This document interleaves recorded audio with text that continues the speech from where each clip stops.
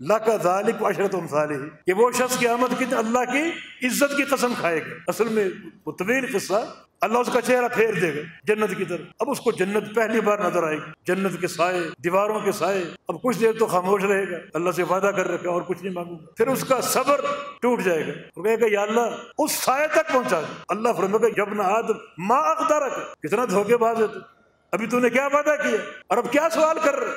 تو کہتا ہے یا اللہ اپنی رحمت سے وہاں تک پہنچا دے اور کچھ نہیں مانگا۔ اب سائے میں پہنچ گیا، جنت کا دروازہ دیکھا، جنت کے محلات اور باغات دیکھے، تو یا اللہ اس سائے تک پہنچا دے۔ پھر آہستہ آہستہ جنت کا داخلہ عطا فرما دے۔ اللہ تعالیٰ اپنی رحمت سے اس کو جنت کا داخلہ عطا فرما دے۔ اب جنت کی طرف جا رہا ہے، واپس لوٹ آئے گا، یخیل الیہ انہ ملأ، حدیث کے الفاظ، اس کے دل میں ایک خیال ڈالا جائے گا کہ جنت تو بھر چکی، آخری میں بچا ہوں، مجھ سے پہلے سارے لوگوں نے داخل ہو کر جنت کے پراٹھوں پر قبضہ کر لیا، تو میں کہاں جاؤں؟ اس کے دل میں خیال ہے، واپس آئے گا یا اللہ جنت تو بھری ہوئی ہے۔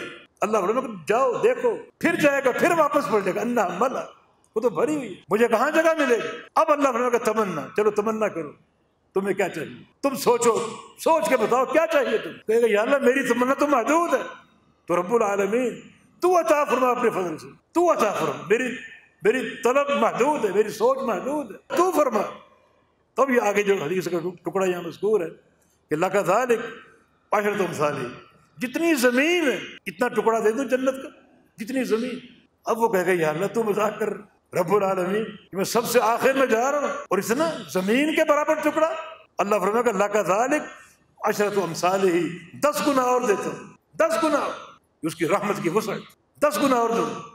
بس اللہ تعالیٰ ہمیں عمل صالح کی توفیق دے، ورنہ جنت بہت قیمتی جگہ، لَمَوْضِعُ صَوْتٍ فِي الْجَنَّةِ خَيْرٌ مِنَ الدُّنْيَا وَمَا فِيهَا، جنت کی ایک بالش جگہ، ایک بالش پوری دنیا سے قیمتی، اور یہ سب سے آخری انسان کو زمین کے برابر اور 10 گنا اور جنت کا مقام ملا۔